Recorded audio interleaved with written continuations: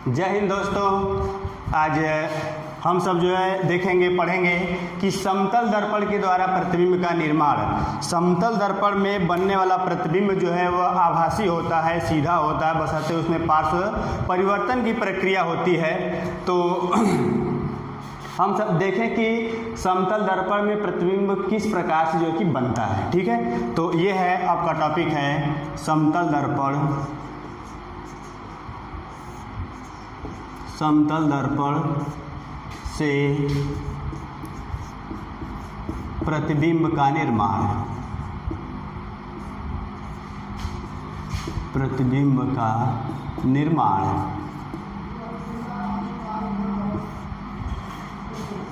ठीक है, तो देखेंगे हम सब कि जैसे मान लेते हैं कि यह समतल दर्पण है, समतल दर्पण है और उसके बाद यहाँ पर इस प्रकार से हम सब ये चीज़ कर लेते हैं कि यह कोई बिंब है। बिंब मान लेते हैं कि ए और बी के रूप में है बिंब, और बिंब से चलने वाली प्रकाश की किरणें अगर दर्पण पर अभिलंबवत जो है कि आ जाए, गिरे, तो वह गिरने के पश्चात अपने पथ से क्या होती हैं, घूम जाती है वापस। अर्थात यहाँ से यह किरण अभिलंबवत जो है कि गिरने के पश्चात ये अपने ही पथ से घूम जाती है। और एक किरण जो पॉइंट P पर गिरे, तो पॉइंट P पर जो है कि गिरने के पश्चात यह किरण जो है परावर्तन के नियम से ये इस टाइप से जो है कि बाहर निकल जाएंगी। अर्थात कहीं भी दो परावर्तित किरणें एक दूसरे से मिलती नहीं हैं, तो इसका प्रतिबिंब कहाँ पर तब प्राप्त होगा। इसके लिए हम सब दोनों परावर्तित किरणों को क्या करेंगे कि पीछे की तरफ आभासी के रूप में जो है कि बढ़ाएंगे, और दोनों आभासी किरणें जहाँ पर एक दूसरे से मिलती हैं उसी बिंदु पर उसका प्रतिबिंब बनता है। तो जैसे मान लेते हैं ये है, इसे हम सब इस टाइप से बढ़ा देते हैं पीछे।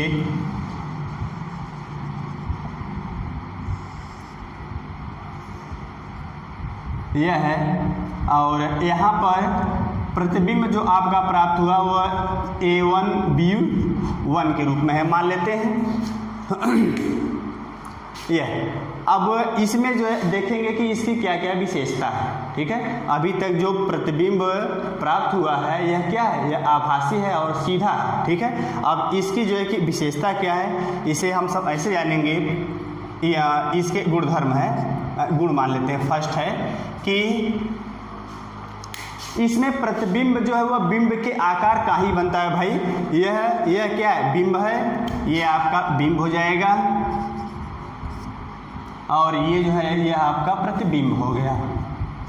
प्रतिबिंब है, प्रतिबिंब जो है वह बिंब के आकार का ही प्राप्त होता है, पहली बात। ठीक है, यह है प्रतिबिंब। प्रतिबिंब बिंब के आकार का ही होता है।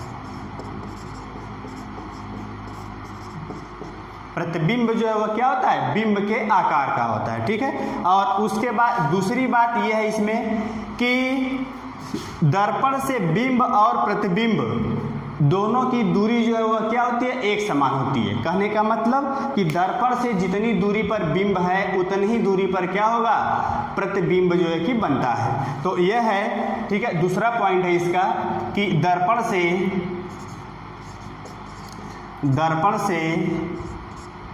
बिंब और प्रतिबिंब, बिंब और प्रतिबिंब दोनों समान दूरी पर होते हैं, समान दूरी पर होते हैं। उसके बाद तीसरी बात ये है इसमें, अभी तक तो हम सब ये भी पढ़ लिए कि हाँ दर्पण से बिंब और प्रतिबिंब दोनों जो है वह क्या होते हैं, दोनों की दूरी जो है वह एक समान होती है। ठीक है, अब हम सब ऐसे जो है देखेंगे इसमें कि पार्श्व परिवर्तन की प्रक्रिया होती है। ठीक है। प्रतिबिंब का जो है कि दायां भाग जो है कि बायां हो जाएगा और जो है कि बायां भाग क्या होगा, दाहिना होगा। तो इसमें पार्श्व परिवर्तन की प्रक्रिया होती है। इसका तीसरा है कि इसमें पार्श्व परिवर्तन होता है, पार्श्व परिवर्तन होता है यह। और पार्श्व परिवर्तन का मतलब है साइड चेंज होता है, ठीक है। दाहिना जो है बायां दिखाई देगा और जो है कि बायां जो है वह क्या होगा, दाहिना दिखाई देगा।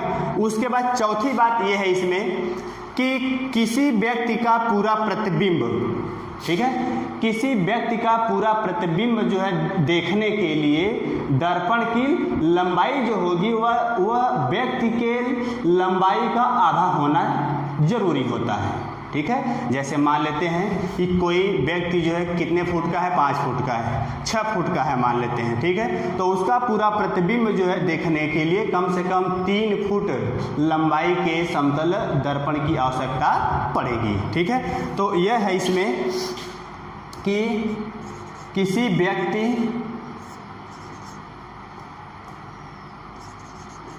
व्यक्ति का पूरा प्रतिबिंब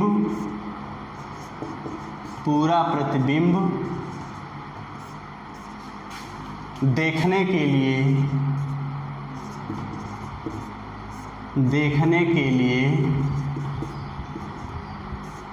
दर्पण की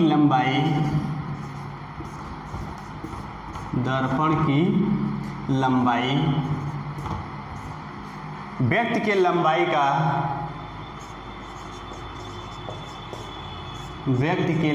का आधा होना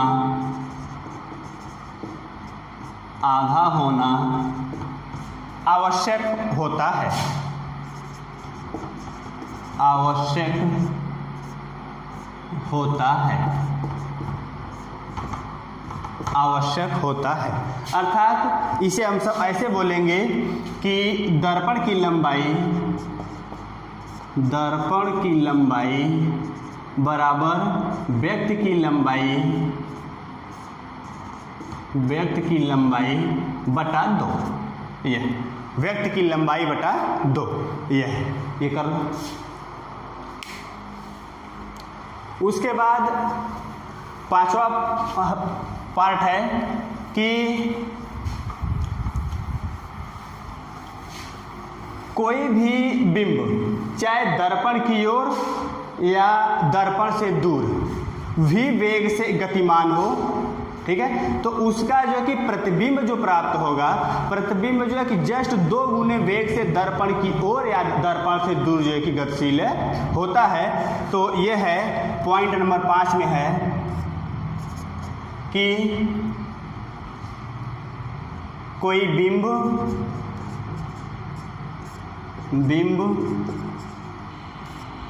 यदि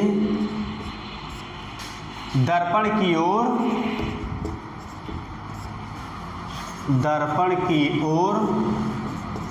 या दर्पण से दूर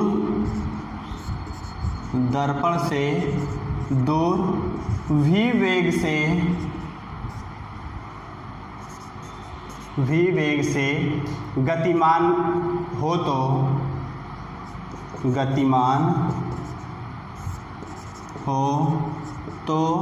प्रतिबिंब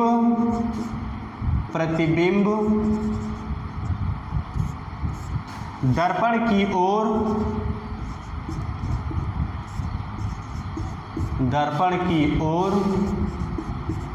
या दर्पण से दूर, प्रतिबिंब दर्पण की ओर या दर्पण से दूर 2v वेग से गतिमान होता है। यह उसके बाद पॉइंट नंबर 6 है इसमें कि जैसे मान लेते हैं कि 2 दर्पण है, ठीक है, और दोनों दर्पण जो है थीटा कोण से जो है कि झुकाव पर रखे गए हैं, ठीक है। तो उस समय अगर उसके बीच में कोई बिंब आ जाए तो उस बिंब का कितना प्रतिबिंब प्राप्त होगा वह किस बात पर डिपेंड करता है, उसको जो है देख लेते हैं हम सब। देखो जैसे मान लेते हैं कि यह दो दर्पण है, एक मान लेते हैं यह है दर्पण और एक दर्पण मान लेते हैं भाई ये है, और दोनों जो है दोनों के बीच में कोई जो है कि बिंब है, मान लेते हैं ये आपका क्या है, बिंब है, ठीक है। तो इसका कितना प्रतिबिंब प्राप्त होगा वह किस बात पर डिपेंड करता है। देखो यह कोण जो है इसे मान लेते हैं थीटा है, ठीक है। तो प्रतिबिंब की संख्या जो होती है वह 360 बटा थीटा माइनस 1 पर जो है कि डिपेंड करता है। जैसे मान लेंगे यह है कि प्रतिबिंबों की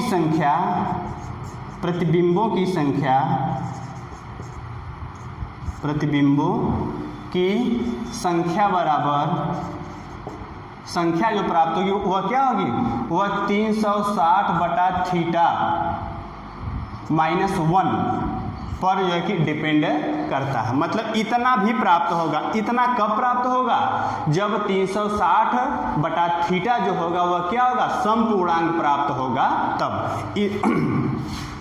प्रतिबिंब की संख्या जो है इतना प्राप्त होगा, लेकिन कब होगा, जब 360 बटा थीटा क्या हो, समपूर्णांक होगा तब। मतलब प्रतिबिंबों की संख्या बराबर यह मिला, यदि यहाँ कर लें, यदि 360 बटा थीटा समपूर्णांक हो,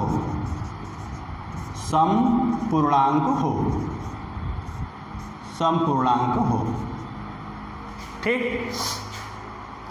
और उसके बाद ये भी जो है देख लेंगे हम सब कि जब 360 बटा थीटा क्या हो, विषम पूर्णांक होगा तब। मतलब प्रतिबिंबों की संख्या यह भी प्राप्त होगा, प्रतिबिंबों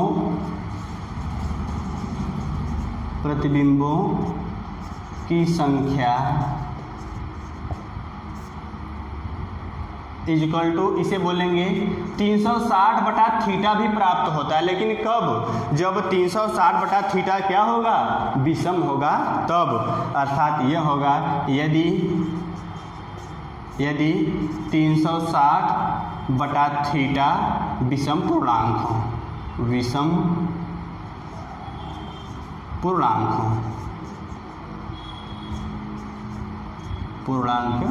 हो, यह होगा तब, ठीक है। उसके बाद हम सब ये चीज़ इतना तो देख लिए, लेकिन एक पॉइंट और है इसमें, ठीक है। देखो इसमें हम सब ऐसे भी देख सकते हैं, इसे थोड़ा सा ये कर लेते हैं कि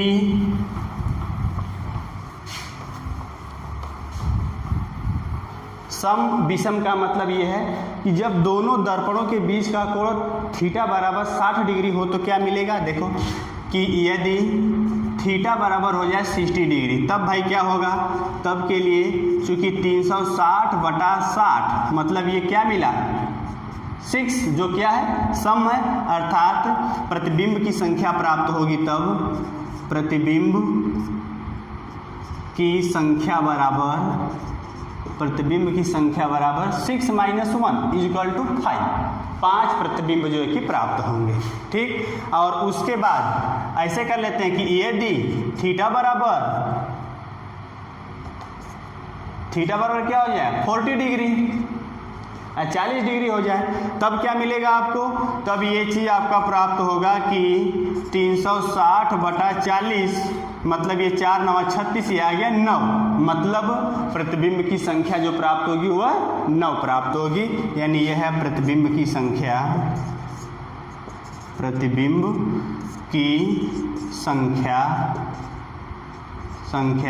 इक्वल टू 9, इतने प्राप्त होंगे, ठीक है। तो इसका एक पॉइंट और है, देखो हम सब ऐसे देख लेते हैं, सैलून में जब जाते हैं, शेविंग के लिए, जो कि बाल कटवाने के लिए, तो हम सब ऐसे देखते हैं कि उसके सामने भी, मतलब अपने सामने भी दर्पण होता है, समतल दर्पण, और अपने पीछे भी होता है ना, समझ रहे हो ना। तो दोनों कैसे हो गए, पैरेलल हो गए। हम सब उसमें अपना प्रतिबिंब जो है कि देखते हैं कि वह क्या होता है, बहुत सारा दिखाई देता है, एक के बाद एक, चाहे आगे देखो चाहे पीछे देखो। तो अब ऐसे में ऐसा क्यों प्राप्त होता है, क्योंकि दोनों पैरेलल हैं, दोनों के बीच का कोण क्या होगा, 0 डिग्री होगा। तो 360/0 मतलब ये क्या होगा, अनंत मिलेगा, मतलब प्रतिबिंब की संख्या क्या हो गई, बहुत सारी मिलेगी, अनंत मिलेंगे। ठीक है, तो अब अंतिम पॉइंट है, हम सब जो है देख लेते हैं कि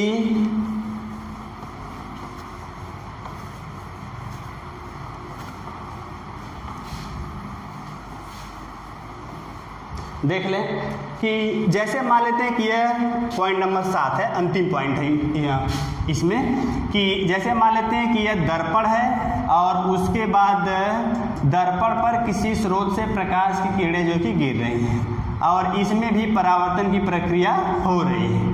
परावर्तित किरण ये है, आपतित किरण ये है। ठीक है, तो किसी भी आपतित किरण के लिए अगर दर्पण को थीटा कोण से घुमा दिया जाए तो परावर्तित किरणें जो होती हैं वह क्या होंगी, 2 थीटा कोण से जो है कि घूम जाती हैं। जैसे मान लेते हैं यह है कि अगर हम सभी से इस टाइप से कर लें, यह मतलब दर्पण जो है आपका वह क्या हो गया भाई कि यह थीटा कोण से घूम गया है।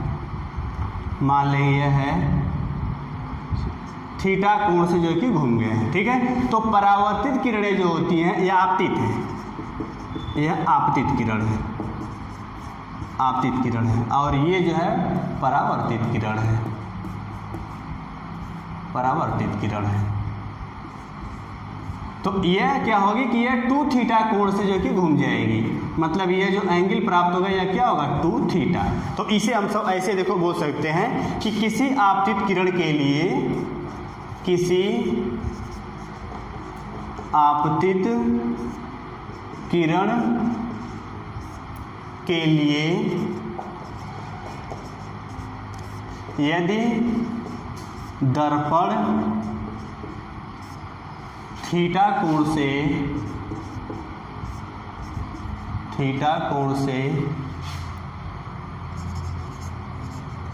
घुमा दिया जाए तो परावर्तित किरण